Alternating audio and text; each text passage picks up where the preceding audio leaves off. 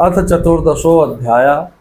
युधिष्ठिर का अनेक प्रकार का अपशकुन देखना और अर्जुन द्वारा द्वारिका से लौटना।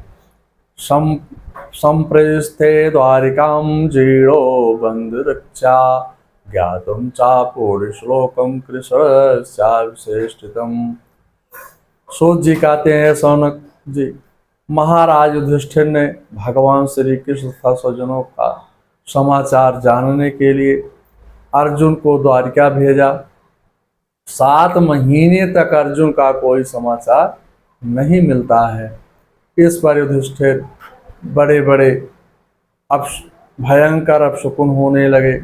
एक दिन युधिष्ठिर ने भीमसेन से कहा, भाई भीमसेन, काल की गति बहुत भयंकर है और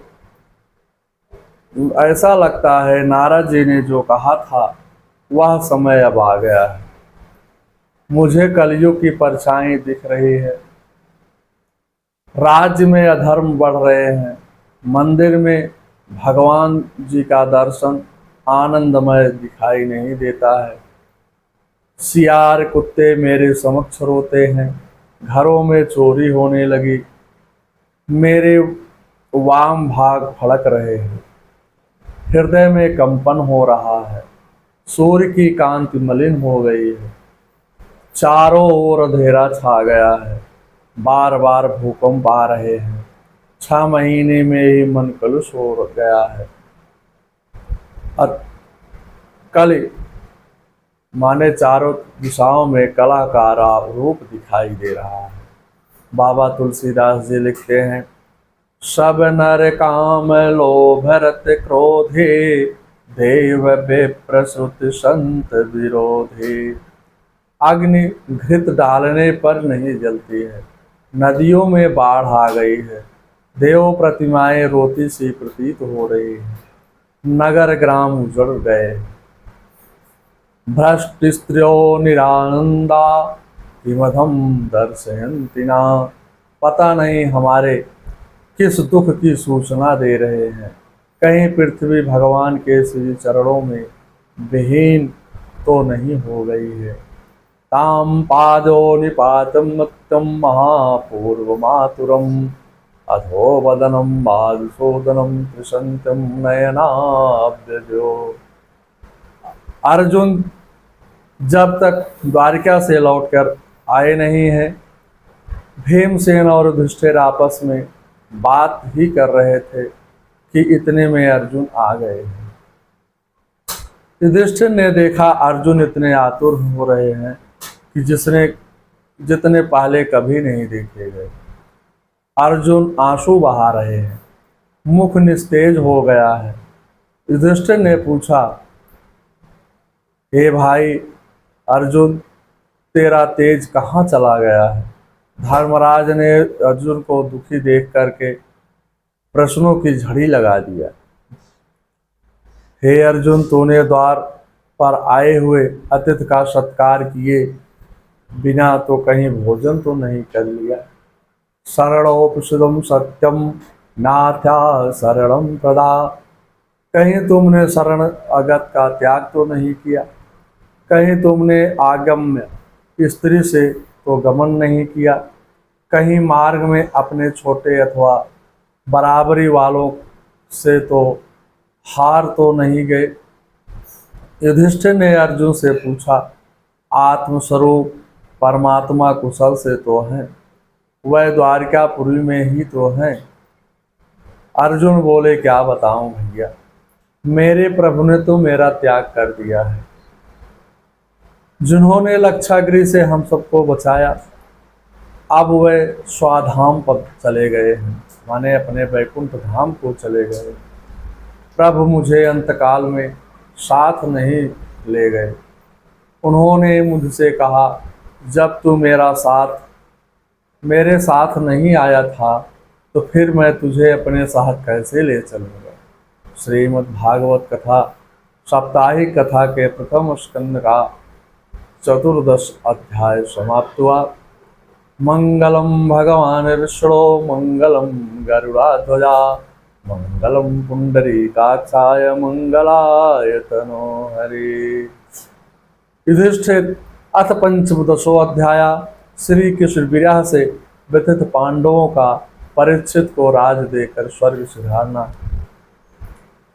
सूत जी बोले, महाराज, युधिष्ठिर को आशंका हो युक्त वचन सुनकर श्री कृष्ण के ध्यान में ऐसे डूबे रहे कि एक भी शब्द नहीं बोल सके। शोकेन सुस्यदनुम सारोजम हत प्रभा। अर्जुन का अश्रु प्रवाह जोर जोर से होने लगा। और जब आदमी अधिक कष्ट में हो जाता है तो उसकी आवाज़ रुक रुक कर आने लगती है। कंठ अवरुद्ध हो गया। किसी प्रकार शोक के वेग को रोककर रुधे हुए कंठ से अर्जुन ने बड़े भाई युधिष्ठिर से कहा, हे भैया जी, मैं क्या कहूँ।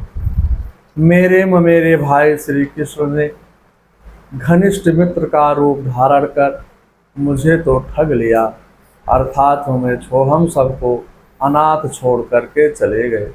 वंचितम हम महाराजम हिरणाबंधरूपिणा एन मे हतुतम तेजो देव विस्मापनम।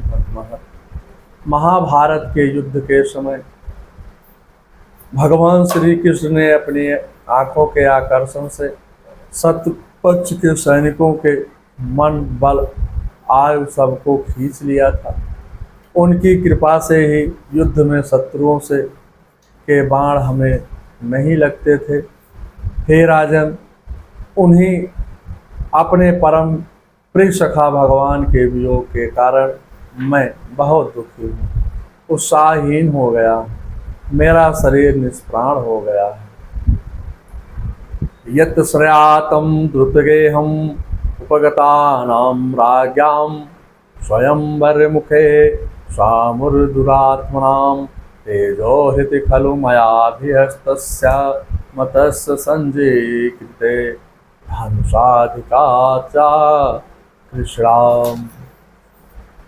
अर्जुन बोले, हे भैया, जिन भगवान श्री कृष्ण के आश्रय से द्रौपदी स्वयंवर में आए हुए कामोन्मत्त राजाओं का तेज मैंने हरण कर लिया, धनुष चढ़ाकर मत्स्य भेद किया और इस प्रकार द्रौपदी को मैंने प्राप्त किया था, जिनके प्रभाव से भीमसेन ने अजय जरासंध को मारकर बंदी राजाओं को मुक्त कराया, जिनकी कृपा दृष्टि से द्रौपदी के चीरहरण करने वाले दुशासन अन्य दुष्ट राजाओं के मृत्यु को दंड उतार दिया गया, जिन श्री कृष्ण ने हमें वन में महान क्रोधी दुर्वासा के साप से बचने के लिए भाजी के एक पत्ते से अक्षय पात्र भरकर महान संकट से बचाया।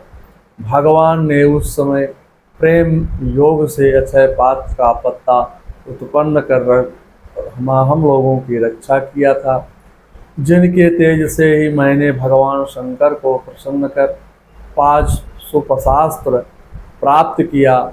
उन्हीं की कृपा से मुझे इंद्र द्वारा सम्मान प्राप्त हुआ। आज श्री कृष्ण के बिना मैं शून्य हो गया हूँ। सोहम नृपतेन्द्र रहितम पुरुषोत्तमेन संख्या प्रेर सुहृदयम सुहृदयेन शून्या। जब मैं द्वारिका से उनकी पत्नियों को साथ ला रहा था तो उनकी रक्षा हम भी नहीं कर सके। दासियों ने अबला की भांत मुझे जीत लिया। हे भैया, आज तक मैं हारा नहीं।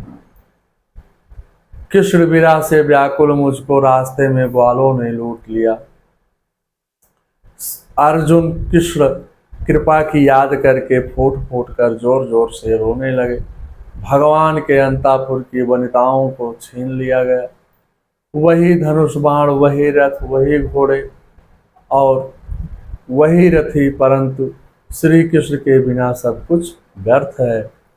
हे महाराज, जिनके बारे में आप पूछ रहे हैं वह तो सब के सब मर चुके हैं। यदुवंशी आपस में लड़कर भिड़कर सब मर गए, केवल 4-5 शेष रह गए। भगवान के स्वाधाम जाने की बात सुन करके कुंती ने प्राण त्याग दिए।